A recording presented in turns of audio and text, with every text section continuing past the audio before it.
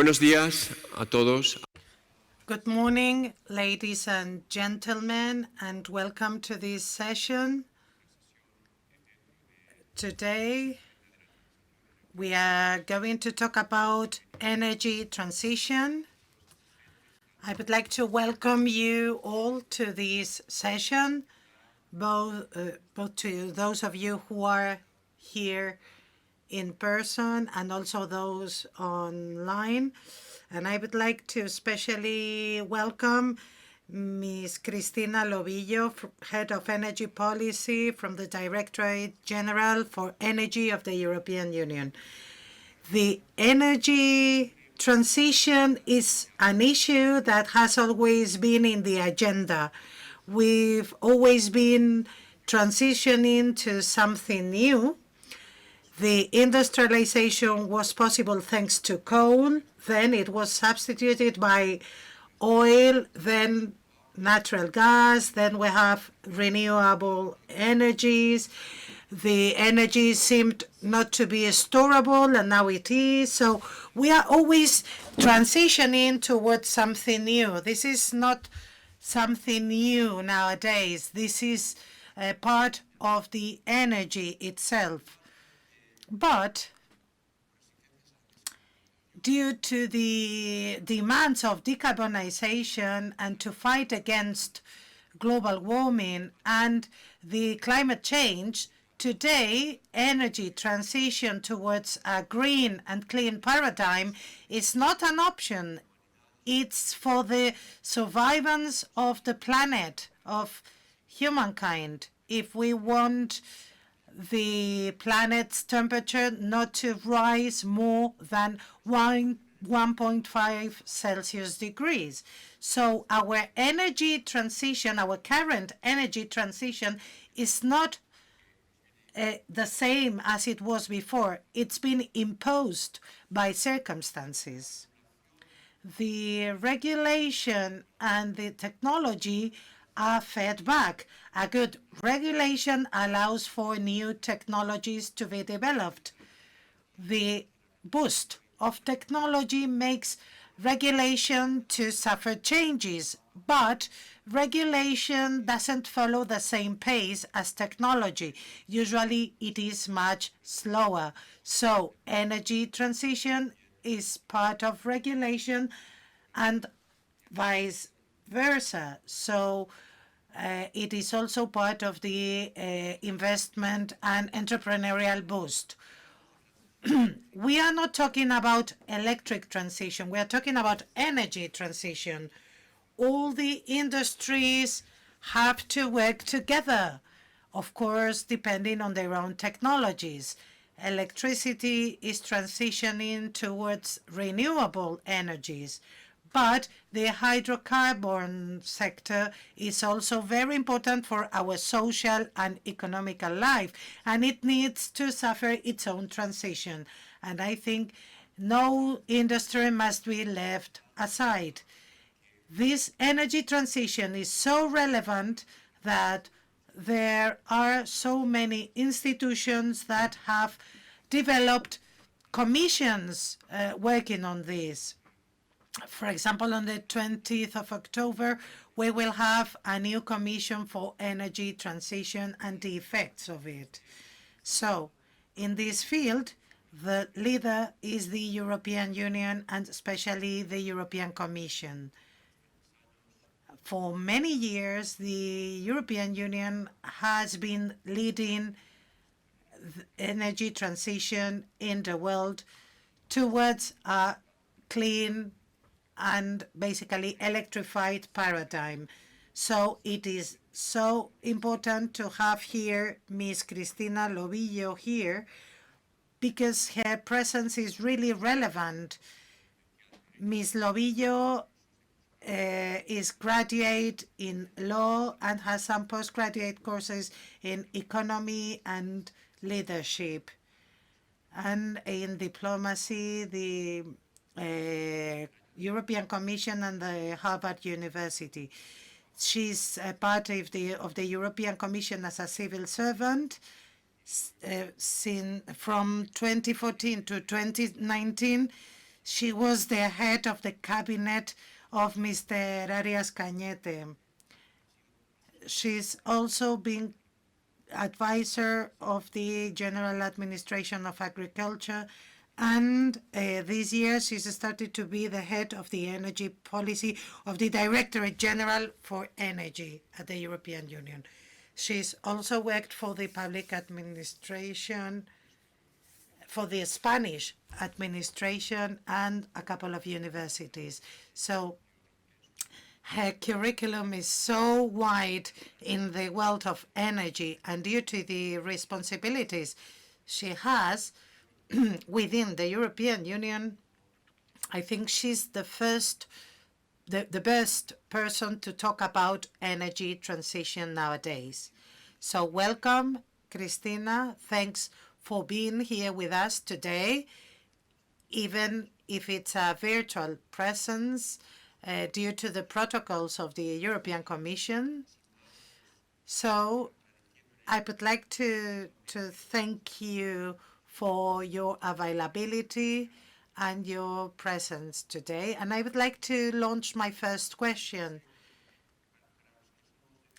For those who come from the field of law, who were trying to assimilate the previous directives, we started to understand them. Now you've announced the Fit for 55. So my first question is, what are the challenges of this strategy for European Union and Spain regarding the demands of this fourth package? Thank you so much.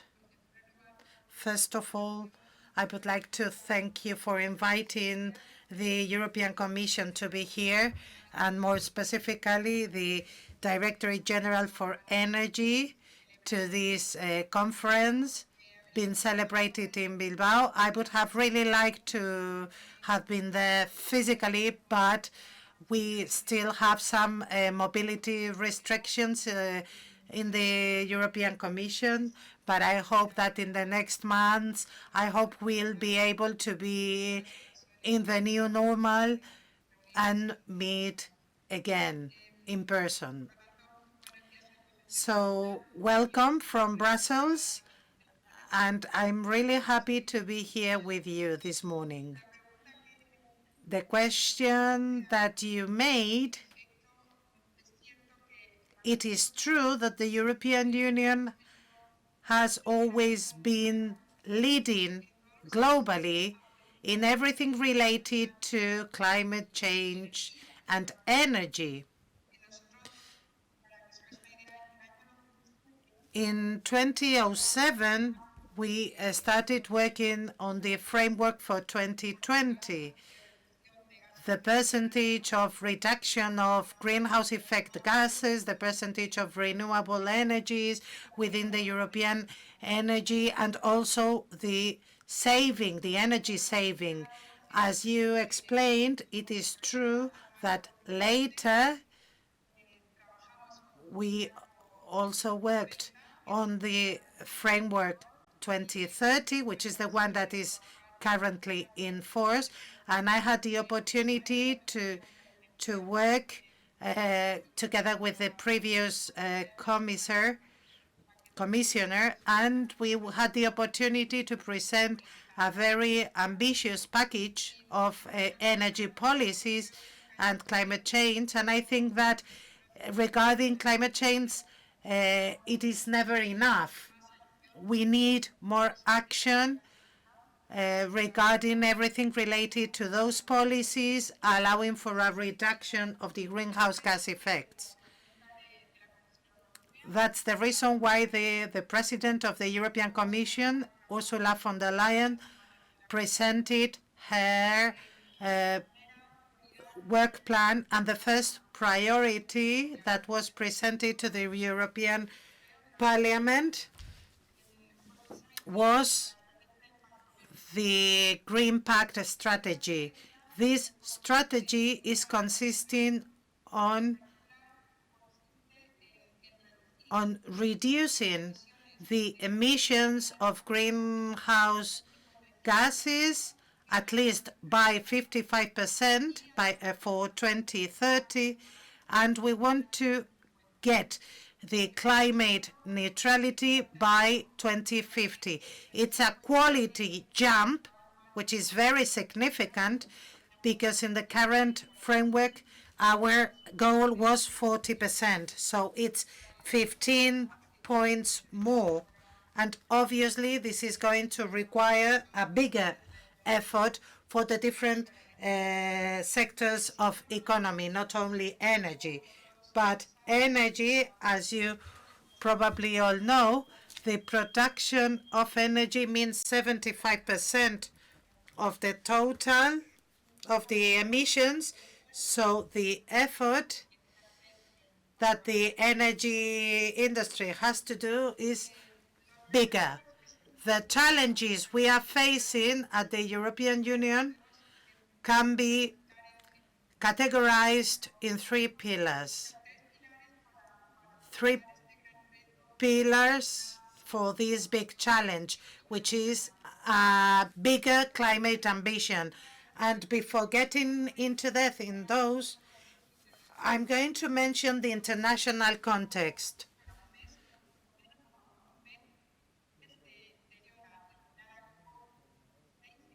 We are going to celebrate the COP26 in Glasgow in less than 1 month, where there is a consensus, international consensus, based on report number 6 of the UN International Community report, as I said.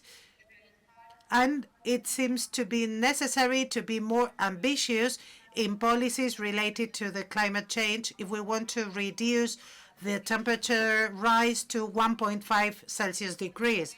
This means that the European Union, which has always been a leader in international organizations, because of two reasons. First, because we've always had the most ambitious goals. And secondly, because we've always had everything ready to get those goals. So this has given us a credibility. And regarding the three pillars, where we have to intensify our action, I have to say that the first pillar is the policies related to carbon, and the European Union has its STAR policy, the ODS, and last 14th June, a new proposal was presented, to try to find solutions for those things that are not working properly, and to expand the LTS policy to other sectors such as services and transport. On the other hand, the second pillar would be everything, all the policies related to the goals, and more particularly the directive of renewable energies and energy efficiency, and this is the field where I'm working. And the third pillar would be the taxes. In this pillar, we would have a new proposal of a tax system for energy and an adjustment at the border.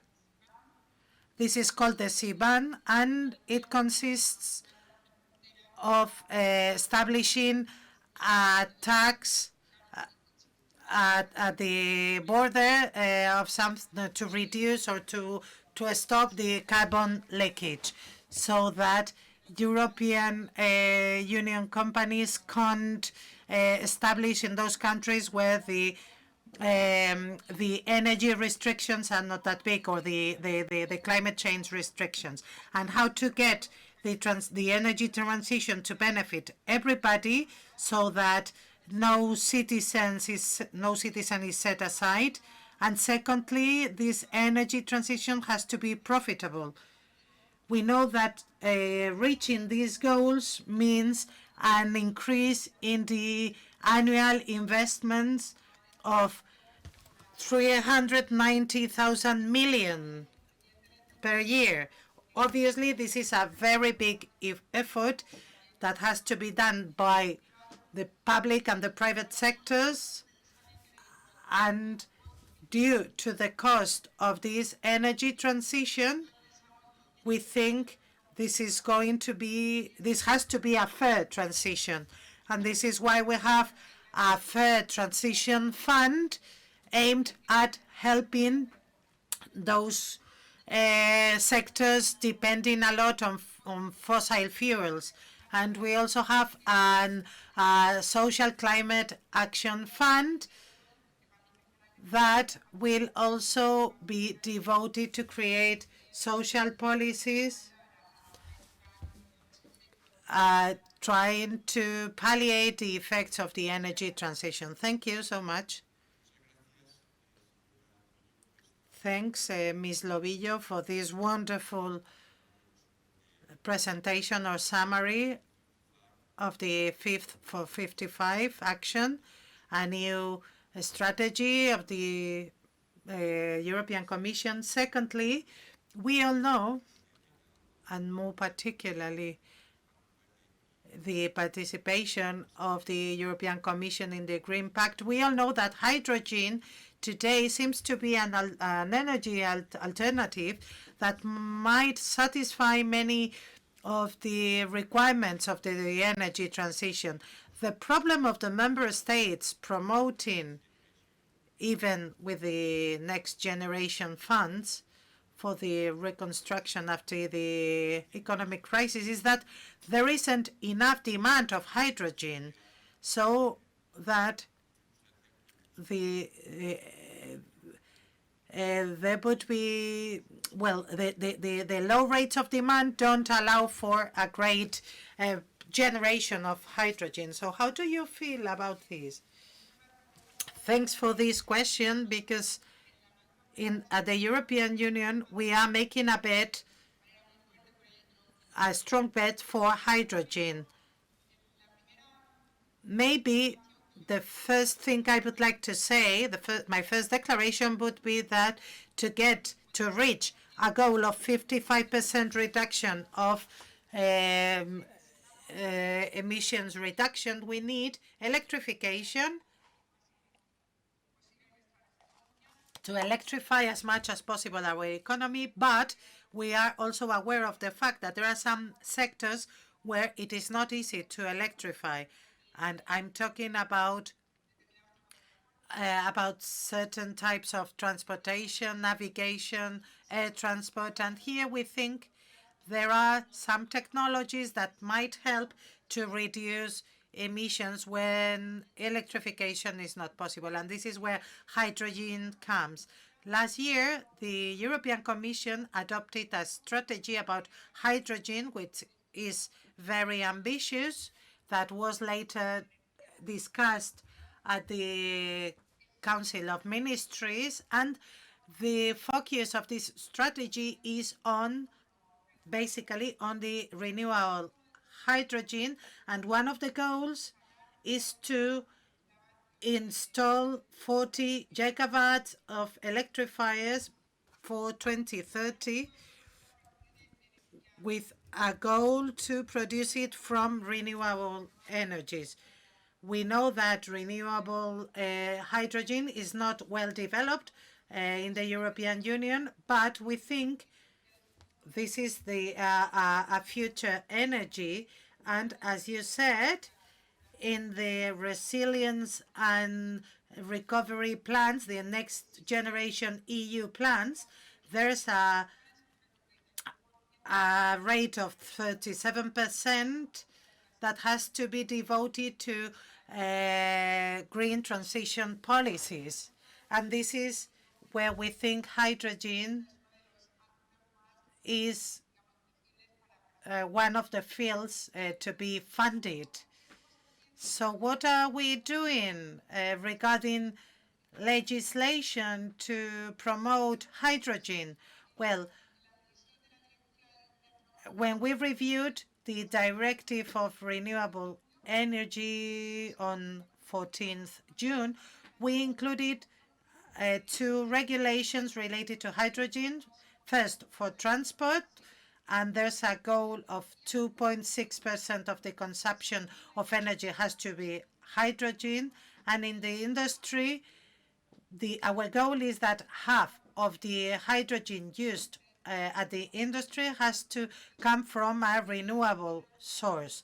I think these goals are very ambitious for a sector which is under development. And the third element, at the end of this year, we want to adopt a legislation proposal about different carbonized gases, including hydrogen, where we are going to introduce more obligations for the industry and also more incentives, because we think this kind of technologies and the best development needs to come with incentives and more investment.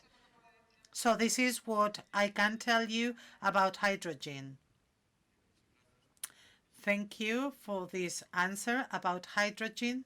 And now we are going to jump a little bit within the field of energy transition towards the star of the regulations, which is the energy communities. They seem to have a little space in the directives, both in the electric and renewables directives. But with the energy communities are going to be the future of the electric system, so that consumers can organize with benefits for the electric system and for themselves. So what can be done to promote the apparition of energy communities in the sense of the directive? Because in Spain there are several electric cooperatives that could become energy communities, but what can be done for them to develop so that the electric system is decentralized? Well, thanks for this question, because this is exactly what we've proposed in our renewables directive, which is the one in force right now. And secondly, in this new revision that is going to be presented very soon. I would highlight here three elements: the promotion of the energy communities that has been regulated for the first time in 2018. At the European Commission, we are convinced that the energy communities are going to play a central role in the energy transition within the European Union, but we have to link this to the self-consumption and the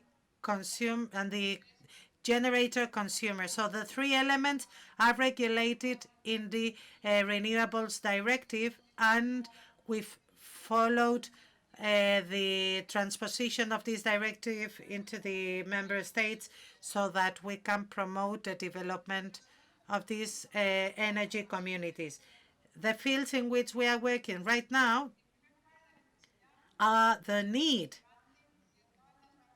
to stop all the barriers that have no reason for the development of these energy communities. And on the other hand, we want to promote the cooperation with the operators of the distribution systems. And we think these are the two major handicaps we are working on right now together with the member states, because we also think that these are the conditions that have to be met to be able to go forward towards a decentralized electric system. It has already been started, so we are not starting from scratch. We've got some pillars, some bases, but we think that we have to accelerate this evolution, especially in the context of the most ambitious goals that we have in the Green Pact. I am confident that the cooperation of the different sectors and member states is going to be essential, because we can't do this alone from the European Commission, but we need the cooperation of the member states. But we hope that there will be an implication and involvement of the member states, and especially the operators of the distribution systems, to get the promotion of these energy communities. Thank you. Thank you, Cristina, for your answer. I'm going to go back to an idea I'm very worried about, and I already mentioned it before. As you said, the transition mustn't let anybody aside, but before that, we should try not to set aside any energy sector or industry. It is true that some part of the energy transition is electrification, but there are some sectors that cannot be electrified. So what can the European Commission and the member states do to avoid, with specific measures, for the public opinion to think that it is only related to electrification? So what can be done to have all the sectors involved? Well, this is the question, the most important question. And here I would like to repeat something that I've already mentioned, which is, it is true that energy transition is mainly an increase of electrification, but that's not enough. We are in a landscape where we want to reach the climate neutrality by 2050, and in a landscape of climate neutrality, electrification would reach a high rate, but we would also need the development of other technologies, hydrogen or decarbonized gases. We would also have to develop the carbon storage technologies, which are not very well developed within the European Union, and we think they are very necessary. We also need policies related to agriculture, the reduction of methane emissions in agriculture and in the energy sector too. So this requires a shift, a radical shift in the way in which we produce, transport, and consume energy. We think at the Commission that after the Industrial Revolution, the most important revolution would be the climate revolution in 2050. We would be talking about zero emissions. So this is a very significant challenge. But as you said, the big challenge is that nobody is let aside or left behind. We work every day with 27 countries, and obviously the level of development of renewables is very different. We've got, for example, Denmark or Sweden, where the rate of renewables production and consumption is very high, and there are some other countries, such as Poland, where they depend a lot on gas and carbon. And as you know, they are the most polluting fuels. So the European Union here don't leave anybody behind, and this is something that has been done very recently, more specifically from the budget framework from 2021 to 2027, which is called the Financial Pluriannual Framework. And for the first time, we've introduced a mechanism for energy transition.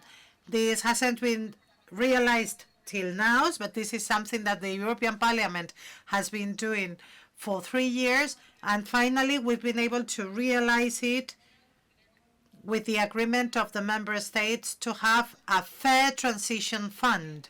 But not only this, in the context of the package of last 14th June, where we have 13 legislative proposals, we've also created a fund, an action, a climate, a social action plan, because we are aware of the fact that the energy transition is very costly, and we know that not all the countries, not all the regions of the European Union have the same level of readiness. So we need to financially support all those regions that can't be left behind. And I'm not talking about regions dependent on carbon or coal. I'm also talking about regions where we have a powerful OEM industry, and they have to adapt the traditional engine to the electric engine, for example. So we need training for workers. The traditional engine has 1,300 parts, and the electric one has 300 parts. So we need training for the workers in this industry too.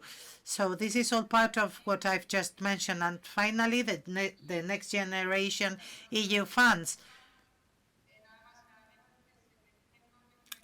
Here we have 723,000 million euros that have to be used. I think that I don't like saying that crises are opportunities, because I think it's better if they don't exist. But it is true that apart from the health crisis of the pandemic, we've also suffered a significant financial crisis, an economic crisis. I don't want to use the word opportunity, but we have to say that it's an opportunity to accelerate the energy transition with this additional budget that the European Union is making available. Well, this has been a very interesting interview, and we've already made 4 questions, but I've got 2 more questions. But, well, the first questions were referring mainly to the energy transition, and you've talked about the Fit for 55, the strategy, the legislative proposals, the actions that are going to be carried out to promote the demand of hydrogen. You've also talked about how to decentralize the electric system and allow for the development of energy communities. And you've also talked about how different sectors, different from the electric sector, can have their own transition. Now I'm going to make a 5th question that is changing a bit the pace, the rhythm, because in the middle of this transition, in the middle of the efforts, because there were some things that were made with the Green Deal, then the funds, the next generation EU funds, 2 different member states trying to transform the directives of the 4th package. In the middle of this transition, we've seen how several circumstances have emerged. We don't know if they are going to be a difficulty for the transition, or if they are circumstances that were unavoidable or a consequence of the transition. I'm referring to the fact that the distribution markets, and more particularly the Spanish market, have been suffering big tensions arising from the expensiveness of the electric market. Every day we see a new maximum in the cost of electricity. Somehow, some could think that this arises from the transition itself, because if the basic energies, which used to be carbon and nuclear energies, or coal and nuclear energies, are diminishing, we could think that this is an unavoidable consequence of the transition, because the natural gas, that at the same time is also more expensive in the international market, is imposing the price, the market price. The question is,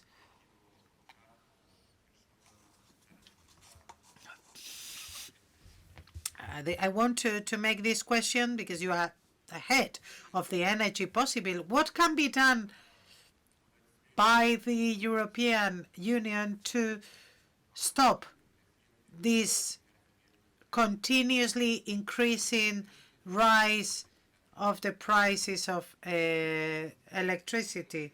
What can be done by European Union to reform the electric markets? I think we've lost the connection.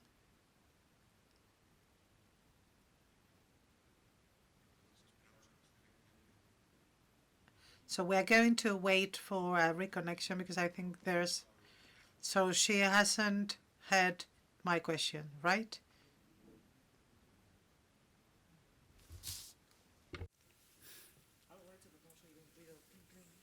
Ah, ese sonido era que se había perdido la conexión. Muy bien. Pues así se toma el público físico y el streaming un respiro. So we can have a breath now. Okay.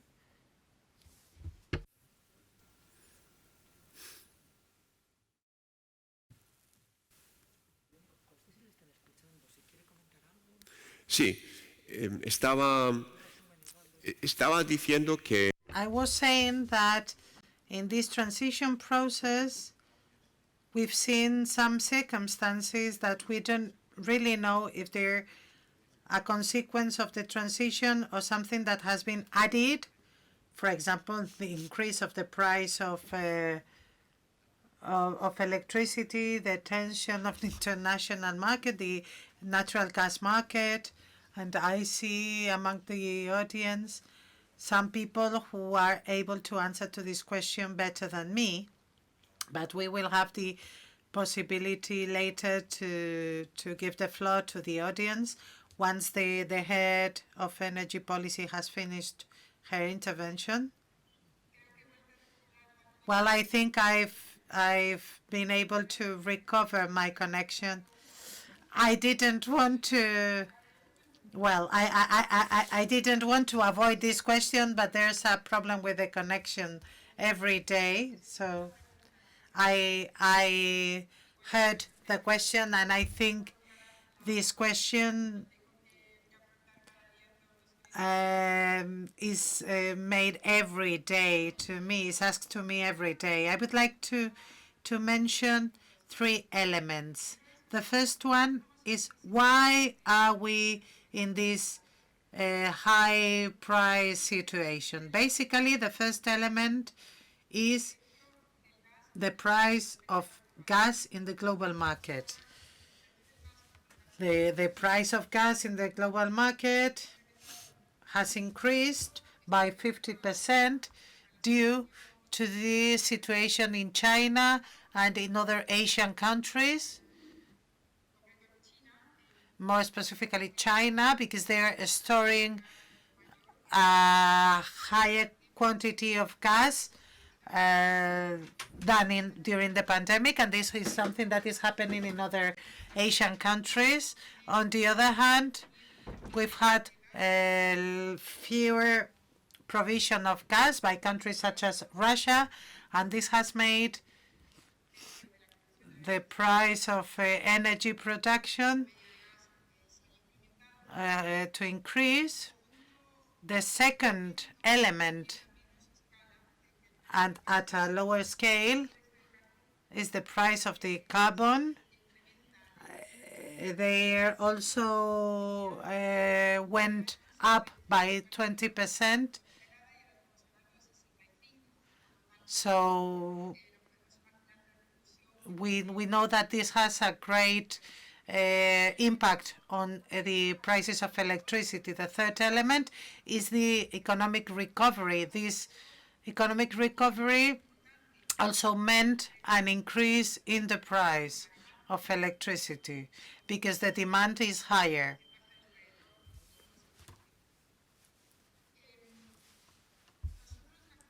At the European Commission, we are working on a communication that is going to include a menu of different measures that can be taken by the member states and also by the European Commission. This communication has to be adopted in the next days by the Assembly of Commissioners. We are now working on drafts, and I can't talk about them because they are not official documents. But I can tell you that nowadays we have a design of the electricity market that was created by and adopted by the Parliament and the Council of Ministries that was aimed at getting a higher penetration of renewables within the electricity market and to get better transparency and the consumer to be the protagonist. The President of the Commission said yesterday in Strasbourg that the Commission is going to launch a study to see if this is the most convenient model for the market. The message, both from the Commissioner and the President of the Commission, have launched every time we've got this question of the prices, is that we have to accelerate the energy transition. If we had a higher percentage of renewables, of course, we would less dependent on the imports of gas. We import 90% of the gas that is consumed in the European Union, and 61% of the consumption of the European Union are fossil fuels. So the best element we should boost or promote is to accelerate the energy transition, the policies of the Green Deal. This would be the most significant principle. The second one would be the measures that also the member states are adopting. From the 27 countries, there are 20 that have already adopted measures. They're basically social measures and they are temporary, and the European Commission is going to adopt in the next days a document that is also going to include measures related to gas and electricity. The third element is the cooperation between the European Commission and the member states. We are confident that there are global external elements that can't be solved, which is the price of the gas market. But we are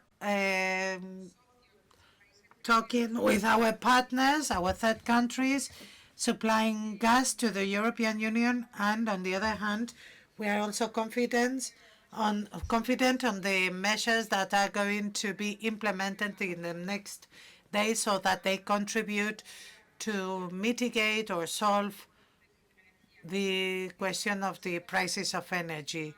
And this is a priority for the Commission, and I'm sorry I can't tell you more about the measures. They're not official yet. They're under preparation, so I can't give you any information about the contents.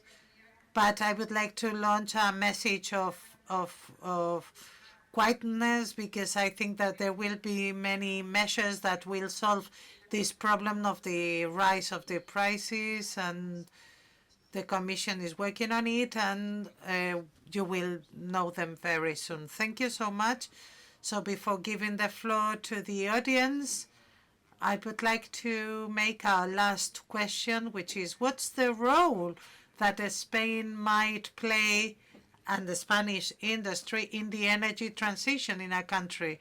What's the vision by the European Commission about the Spanish industry? Well, the role that we think that Spain might play for the energy transition is one of the most important in the European Union countries. First, because in Spain there's a high potential of production of renewable energies, not only photovoltaic, but wind energies, biomass. So we think that the potential of Spain is higher. Here, I want to mention more specifically two plans presented by Spain. The first one, the Recovery and Resilience Plan, where Spain is going to devote 40% of the 70,000 millions that it's going to receive to measures for the Green Deal, to the goals of the Green Deal. We are confident. Spain was one of the first countries to present a national plan, and we think that Spain is going to be one of the countries leading the investments that are required in these industries. Biomass is also a potential for Spain, and we think that in the climate change the potential again is much higher than that of other countries. And third, the investments. We think that Spain is one of the countries that is going to receive one of the highest volumes of the budget for the Resilience and Recovery Plan, and we are confident that this investment, which is merely public, including subsidies and loans, but half of them are subsidies. We hope that this investment, that this public investment is going to be the trigger to attract private investment. This is what I can say from the European Commission. We work with the 27 countries of the European Union, and we are very hopeful of the role that Spain can play in the development of renewable energies. But we need the action of the central, autonomous, and local administrations, and of course the energy sector and the citizens. And we hope, when we are confident that the role of the citizen in the energy transition is essential, and we really think that Spain is going to be a leader within the European Union. Thank you so much for having answered all these questions that have been done from this Zoom conference in Bilbao. The true thing is that we've got a very rich landscape of the view from the European Commission about the energy transition and how it is going to impact the sustainable mobility. And you've also opened our eyes about the sustainable mobility, and there are other sustainable mobilities, not only electric vehicles. Now I would like to open the round for questions from the audience. I don't know if there are any questions from the public. We've got here the representative from Enagas.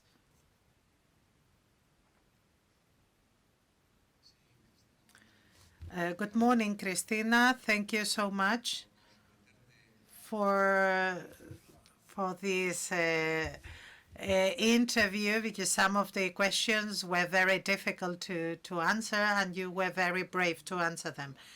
Regarding the reasons for the prices in the gas, more specifically in the gas, and then they are also been having an impact on the electricity, for example. Well, I think that in the current situation in Europe, in the purchase European market, and taking into account that we are buying almost 100% of the gas outside, we are in a market which is absolutely free.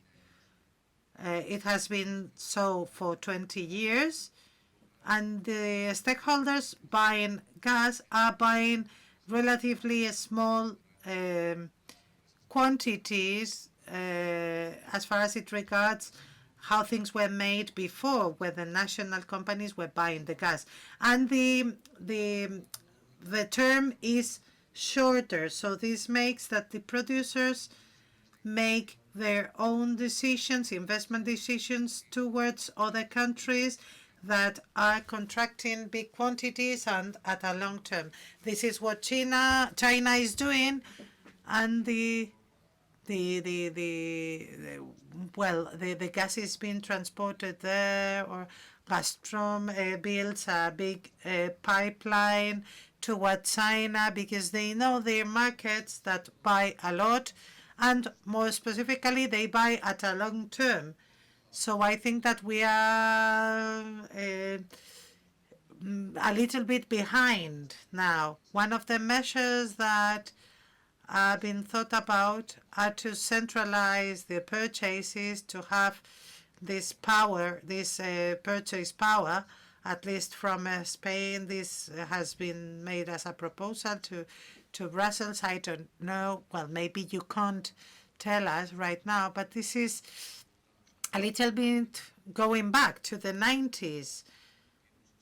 But what's happening? Because, well, for some months, are we going to go back some years? Well, this is what I wanted to say. What I think we are in is that we are in a balanced market, which is very unstable, and this is based on a very short-term market. So anything that goes beyond this point of balance, the demand post-COVID, wasn't supposed to be so big. So this is a system that is not very resilient, so to say, to the change of demand.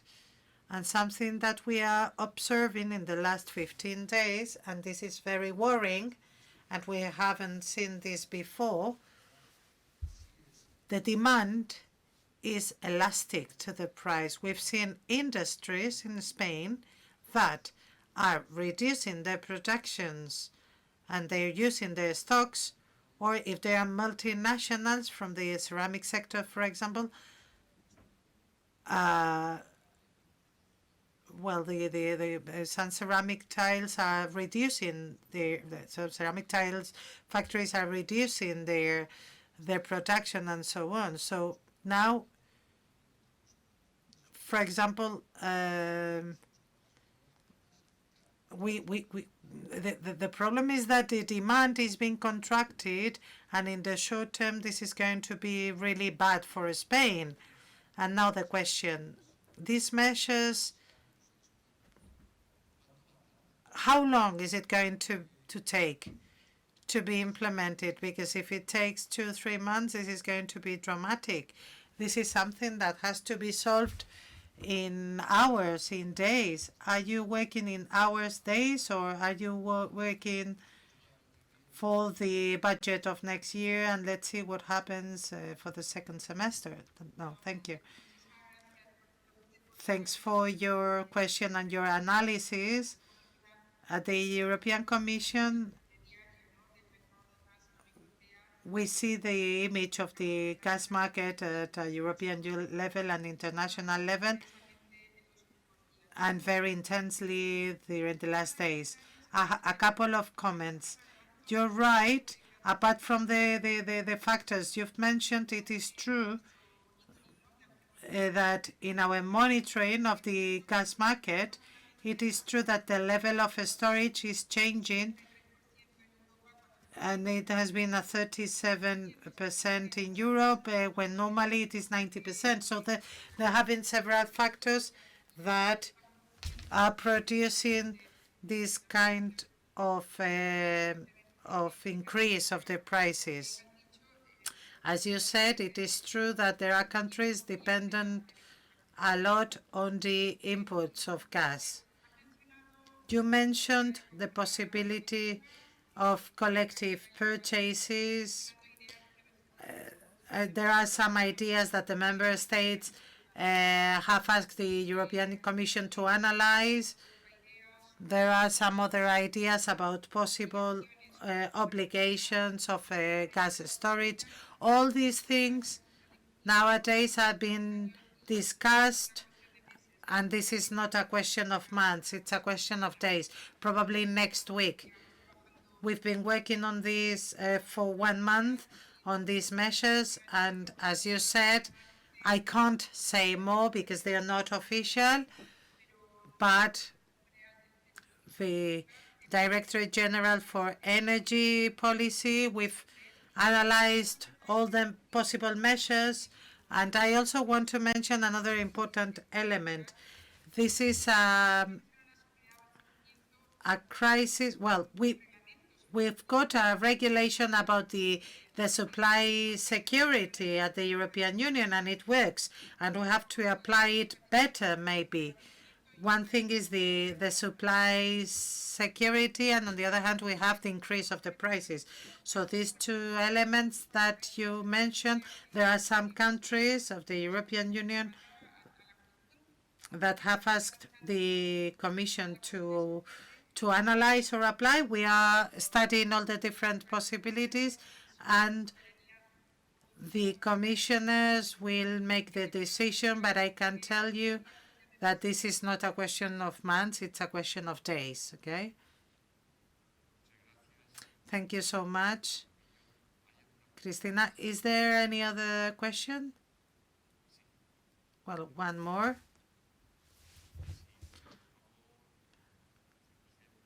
So please, could you introduce yourself? Hello, I'm Beatriz Baldó from Petronor.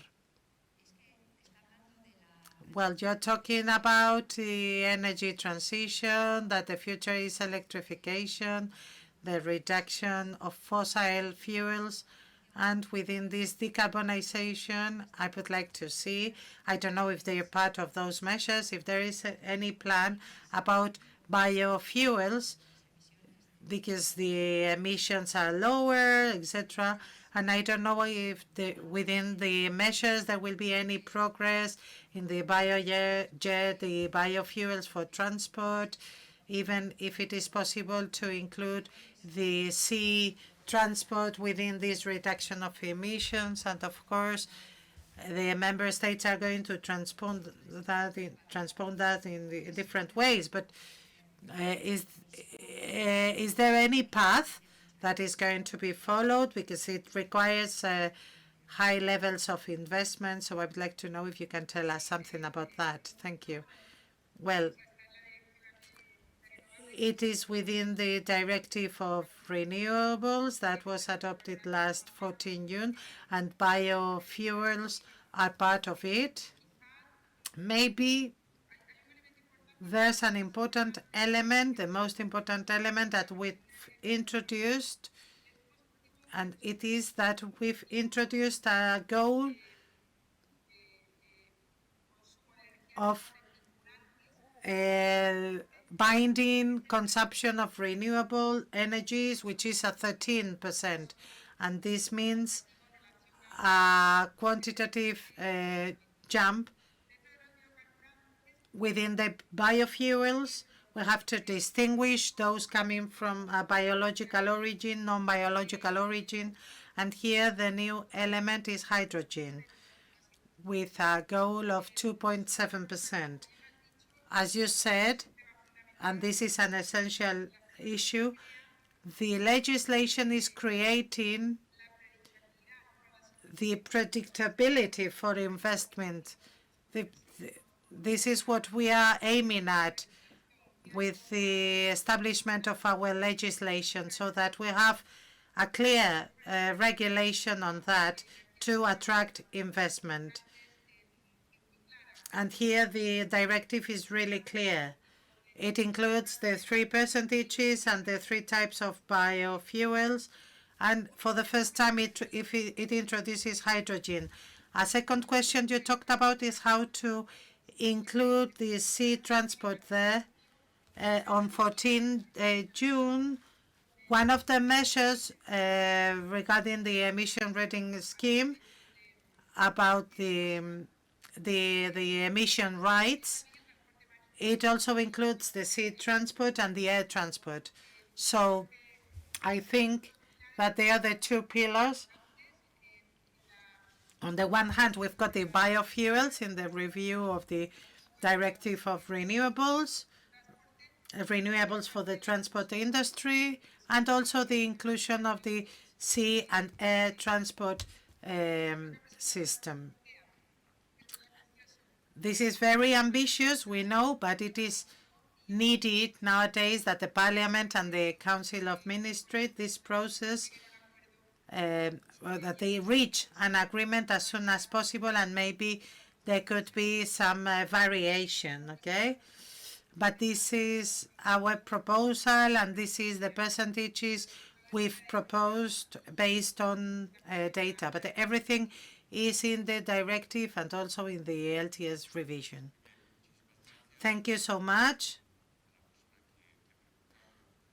to the person from Petronor who made the question. And of course, thanks, Maria Cristina Lobillo Borrego. Now we are not going to take more of your time. It is true that you've answered everything related to energy transition. Your answers have been really complete. You've given us a very detailed image, and if there was anything that wasn't very clear, thanks to the 2 questions that we've received about biofuels and the measures to stop the rise of the prices have been very well made by the audience. Here we've talked about how to the legislation that has been implemented to contribute to the transition. We've also talked about hydrogen, which is an essential vector for this transition, the electrification with renewables, and the energy efficiency, the energy communities. We've also talked about something very important, which is the transition of other sectors different from the electric sector, the question of the biofuels or the decarbonized gases. And finally, the last 2 questions about how regulation needs to provide a balance between security and a capacity to react. So this is why we were talking about quickest or fastest reaction, so that the measures reach the sooner the better. And of course, in the defense of the consumers, the transparency of the market. Thanks for opening our eyes about how the European funds must contribute to the private investment, and we need clear and transparent frameworks, and this is something the Commission is working on and helping the member states to provide stability and security for this investment. It's been a very comprehensive interview, very interesting issues, and thank you so much from the SUM conference for your availability this morning. Thank you, and I hope a lot of success in this conference, and I hope next time I'll be able to be there in person. Thank you. Goodbye.